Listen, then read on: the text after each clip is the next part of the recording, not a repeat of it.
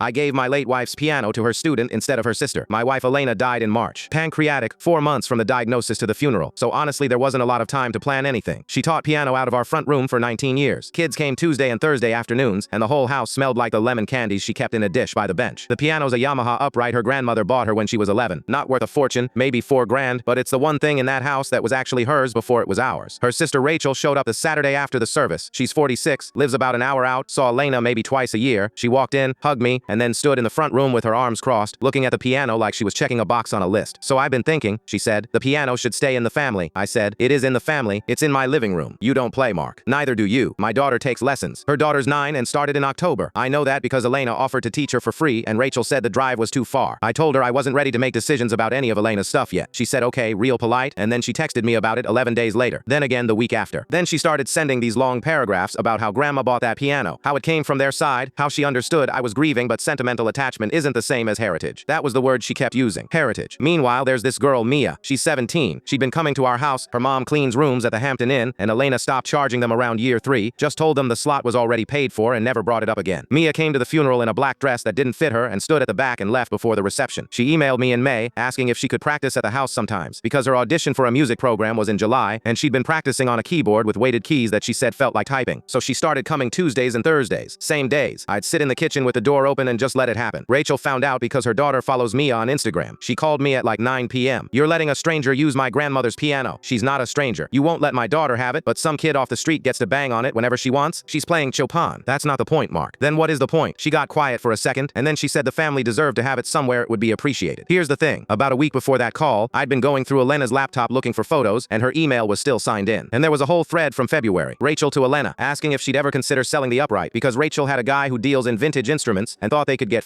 maybe $5,500 for it. And honestly, with everything going on, the money might help. February. Elena was in hospice in February. Elena's reply was 3 words. It's not for sale. So I gave the piano to Mia. Movers came on a Saturday, took it to her mom's apartment, and I paid the $400 for the tuning after because that thing does not travel well. Rachel showed up at my house that night. She'd driven the hour. She stood in my front room, staring at the dent in the carpet where the legs used to sit, and she said, please tell me you did not give it away. I said, I gave it to the person Elena would have given it to. That's not your call. It was hers. She made it. She never said anything about that girl having it. No, I said, but she said something about you. And I turned my laptop around on the kitchen table so she could see the thread, February 9th, the message about her guy and the $5,500, and Elena's 3 words sitting right underneath it. Rachel read it. Her mouth did something. Then she said, that was a difficult time for everyone. I said, she was dying, Rachel. You asked a dying woman if you could sell her piano. So no, you don't get to tell me about heritage. She said I was twisting it. I said I was reading it out loud. She wanted to know what she was supposed to tell her daughter now. I said, tell her the drive was too far. Mia got into the program. She practices at 7 p.m. and her mom leaves the balcony door open so the whole building can hear it.